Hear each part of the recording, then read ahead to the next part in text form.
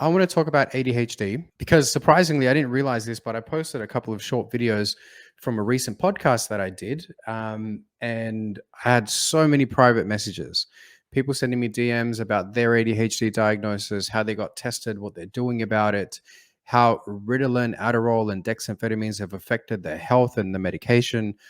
And so I thought I would jump in and talk a little bit about it because it is something that we treat, and we have many, many patients who, on top of their autoimmune and their thyroid issues and their IBS, they also have ADD or adult ADHD.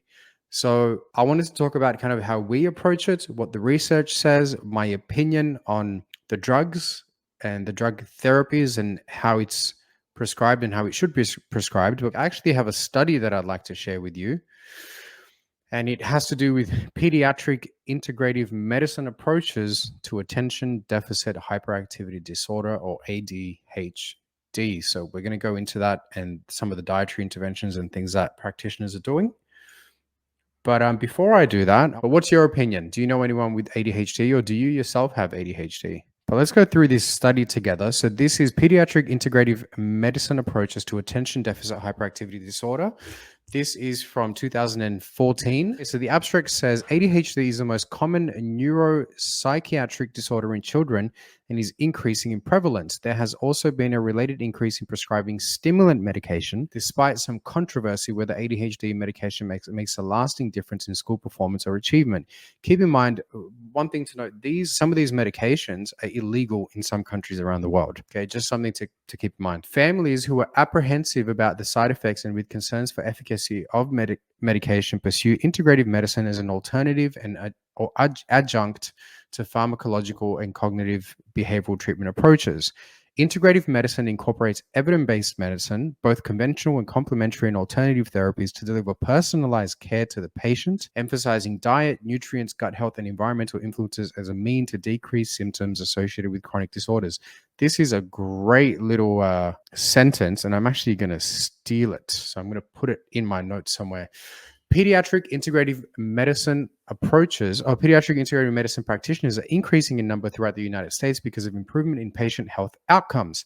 However, limited funding and poor research design interfere with generalized treatment approaches utilizing integrative medicine. The use of research designs originally intended for drugs and procedures not suitable for many medicine approaches. This is really interesting. The use of research design, so the way we've designed scientific research, is done for drugs and not for many integrative medical approaches, which sometimes take longer than drug therapies. Well, actually, most of the time. So when you take a supplement or a nutrient versus, say, Ritalin, you do not get the same outcome at the same time. It's not as quick. So it's important to note that the way the studies are designed is quite different. This article serves to highlight integrative medicine approaches in use today for children with ADHD, including dietary therapies, nutritional supplements, environmental hygiene, and neurofeedback. So it's a psychiatric condition of heightened impulsivity, inattention, and hyperactivity. ADHD is the most common neurodevelopment disorder in children, affecting approximately 11% of children between 4 to 17 years of age in the United States. Increased public awareness and escalation of risk factors has been accompanied by an increased rate of ADHD diagnosis, along with the rise of medication use. This is kind of important. I see a lot of people self-diagnosing with ADHD. I've met some individuals who clearly I can see, like, yes, their brain works different. It's a very obvious condition, and usually it's picked up quite young. You can actually tell when a child is struggling to keep up, or it often goes hand in hand with things like dyslexia. But most people who self-diagnose with ADHD don't actually have it. The definitive etiopathogenesis of ADHD remains elusive due to its complex nature. So it's very difficult. Like it's difficult to have a definitive diagnosis. Okay, it has a strong genetic and environmental influence. So genetics play a big role, and also environment. So these days with TikTok and Instagram and the way our eyes move up and down, by the way, when you swipe up, anything that's vertical, like poker machines, TikTok, Instagram, becomes more addictive because the eye movement works on your dopamine pathways. However, the increased prevalence of ADHD is likely due to genetics, but rather the environmental factors, nutritional status, oxidative stress, neurotransmitter and endocrine dysregulation, neurological abnormalities in frontostriatal and basal ganglia network, history of physical and emotional trauma, and environmental toxicity have all been implicated in ADHD. In order to identify the most appropriate treatment, healthcare providers should identify these risk factors throughout evaluation. So, healthcare providers should look at a child's nutritional status, their oxidative stress, their neurotransmitters, and endocrine hormone dysregulation, along with any type of trauma, and then decide on the best case moving forward. So, one of the things that we do is, well, multiple things. So, we do definitely look at nutritional status in our clinic because we're nutritionists and we're integrative healthcare providers. So we do blood tests, we test for B12, vitamin D, zinc, we look at people's diets, we look at their symptoms, we look at oxidative stress, and we measure neurotransmitters and endocrine dysregulation. We actually have a test, a hormone and neurotransmitter test. We look at things like dopamine, DOPEC, which is a metabolite of dopamine, and also phenylethylamine or PEA, which is a potential biomarker and alternative treatment for ADHD. So most of the tests that we come back of patients who have ADHD have low PEA, low dopamine, but high DOPEC because they're on medication that drives that pathway. So again, we can see that PEA offers potential. It's a potential alternative to amphetamines, Ritalin, dexamphetamines, because some people do not respond well in that. So PEA is almost identical to amphetamine, but it's a natural compound produced by animals, algae, fungi, and bacteria. Studies have found that the urinary output of PEA is significantly lower in patients suffering from ADHD. We actually do a 4-point urine test, a 24-hour urine test for this. PEA is easily crosses the blood-brain barrier, and it has been shown that blood plasma concentrations of PEA parallel urinary PEA output, means blood plasma and urinary are almost the same. So PEA levels in the urine are thought to accurately represent PEA levels in the central nervous system. PEA is a trace amine, meaning it is a neurotransmitter found at much lower concentration than the catecholamine, serotonin, and histamine. While the exact cause or root cause of ADHD is unknown, dysregulation of the dopaminergic signaling system is thought to play a role in symptomology. PEA has a high affinity for binding sites in the dopaminergic system and is so considered a dopamine agonist. PEA also inhibits the reuptake of serotonin, so you can actually act as an SSRI, serotonin reuptake inhibitor, which is what an antidepressant is, dopamine and norepinephrine, so you can keep these levels higher. The same neurotransmitters that are the target of many antidepressants and stimulants. It is thought that natural dopamine receptor agonists may be safe and effective alternative for amphetamines. Thus, PEA is a promising biomarker in both the diagnosis and treatment of ADHD. So this is a potential treatment. This is something that we sometimes compound and prescribe for our patients. It's very difficult to find. There's 2 different PEAs. Do not get confused. We're looking for phenylethylamine. We'll probably order the wrong one because I have 3 times. Again, if we go down, we can see that medication has its own problems.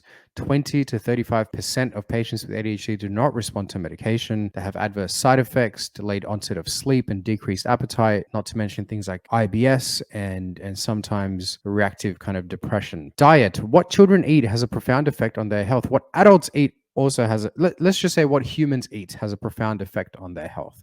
Although controversial, dietary therapies have been suggested to play a major role in ADHD and should be considered. I don't know why that's controversial, but anyway. Nutritional deficiencies from a Western diet, food insecurity, artificial food additives and dyes, and food sensitivities and allergies have been implicated in ADHD. Most research related to dietary constituents has focused on restricted elimination, sugar restriction, artificial food color exclusions. A research review identified that dietary constituents can significantly worsen ADHD symptoms. 17 of the 23 controlled studies, as oxidative stress or inflammation is an underlying risk factor. So modulating systemic inflammation through nutrition may have potential in decreasing symptoms. A Western diet that is high in omega-6, sodium, sugar intake can induce rather inflammation, promoting upregulating of pro-inflammatory cytokines and interleukin-10, and therefore worsening ADHD symptoms. Gluten-related disorders. This is a huge one. Gluten-free diets have been implemented for children with neuropsychiatric disorders, including autism and ADHD. Gluten-related disorders such as celiac disease and gluten sensitivity may be associated. Non-celiac gluten sensitivity is also a thing. And again, these extraintestinal symptoms can masquerade as behavioral and psychiatric disorders. In the 1950s and 1960s, physicians first began reporting neurological and psychotic symptoms in patients with celiac disease. There has been emerging evidence to show that individuals with gluten-related disorders such as celiac disease and non-celiac gluten sensitivity have neurological, psychiatric, and mood disorders. So it doesn't just present as a gut thing, it can present with psychiatric disorders as well. There's a lot more we can go into, but I think I just wanted to have this video and just show you guys that even something like ADHD, which is often known as just being in your head, right? Like it's a psychiatric thing. It does have physical manifestations and it does have physical treatments. Diet plays a huge role. Nutrient deficiencies play a big role. There's a lot to consider before you might consider medication. Now, if you've done all of that, if you feel like you have your inflammation under control, if you feel like you don't have nutrient deficiencies, if you feel like you've dealt with your traumas, which many of us have not, but we try, right? Then perhaps medication might play a role in your life. And in that case, there is a way to do it and there is a way not to do it. I believe from most of our patients that we've treated and a lot of the research that I've done, if, for example, you're taking something like Ritalin, I don't think any human should take more than 5 milligrams per day. And I don't think you should be taking it daily. I think you should be taking it on days that are more challenging for you, where you know you're going to have to work more, you have more stress, and you're going to have to make sure that you can function. And even in that case, 2.5 milligrams usually will do. But most of our patients are taking anywhere between 3 to 4 tablets a day when they first come to us, which is upwards of 30 to 40 milligrams of an amphetamine. That's a huge dose, absolutely massive. They often struggle with symptoms. They have no appetite. They're dehydrated. They have IBS. They have difficulty maintaining weight. They're nutrient deficient. Their hormones are out of whack. If they're female, they usually have trouble with their period. So these medications are not to be played with. They're quite serious. They can be quite harsh, and you want to make sure that you're taking them appropriately. Anyhow, that's just my opinion. This is just advice, right? And you guys can obviously will do what you'd like to do. But if you want to chat about it and if you have questions, feel free to reach out. I'll get on a call with you. I'll answer some questions. Hopefully I can help, but there is an alternative. It's not all just medication and psychiatric treatment. Okay, I think I've got someone here on LinkedIn with a comment. Emre, have a work colleague with ADHD, heard about it, but honestly don't really know much about it if asked. Yeah, it's very common in the workplace. A lot of people think they have it. A lot of people do have it, and some self-diagnose. So it's important to see a professional, talk to a practitioner, and take care of yourself, right? And do it properly. All right, guys, thank you. That's my live video for the week. I'll if you have any questions, please let me know so I can come up with ideas for the next one or do a second part of this. Love you all. Bye.